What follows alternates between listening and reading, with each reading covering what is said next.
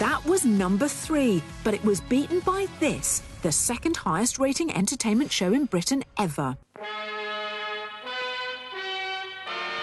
The Big Red Book first fell open in 1955 and didn't close until 2003, over 1,100 episodes later. Thank you. Well, this is your life. But it actually started life as a radio show in America. The man who invented it and a lot of other game shows, he did it welcoming back a soldier from the war, one of the wars, and brought his family in as a surprise.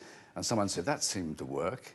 And they did it on telly. They did people like Laurel and Hardy and all that. It was just astonishing, a huge.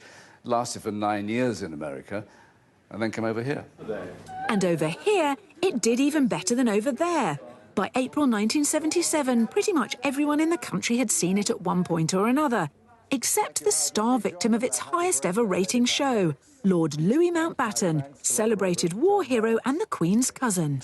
Well, Lord Mountbatten had not only had absolutely no idea that he was going to have his life told that night when Eamon Andrews arrived with his Red Book, I think he also had absolutely no idea who Eamon Andrews was and why the Red Book was significant. So he just was sort of rather old-fashioned polite about it, but with no sense of what was about to unfold, which made it just gripping viewing. Admiral of the Fleet, the Earl Mountbatten of Burma, tonight, this is your life. What do you mean?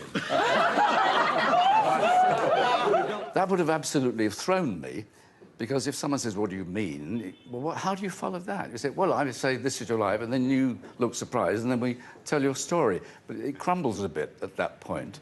But Eamon was a great old pro, and on he went. After the christening, Queen Victoria held you in her arms and sat you on her lap, whereupon I believe you struck out. I hit her on the nose. Sometimes it was just really moving because they got to see people from their past that they'd obviously lost touch with, and a real sense of what they had meant to the people that had meant a lot to them throughout their lives. We had almost given up hope of being released when on the illicit radio we heard of your advance, Lord Louis, and this news gave new hope to men who were at death's door. As we listened to your voice on the radio, those who drooped their shoulders, straightened their shoulders, because we knew that you had not forgotten us. Earl Mountbatten of Burma, this is your life. Sadly, the Big Red Book has been gathering dust on the shelf now for nearly 10 years.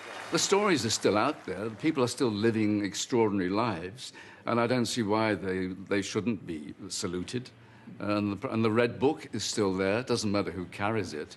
I think there's life in the old book yet.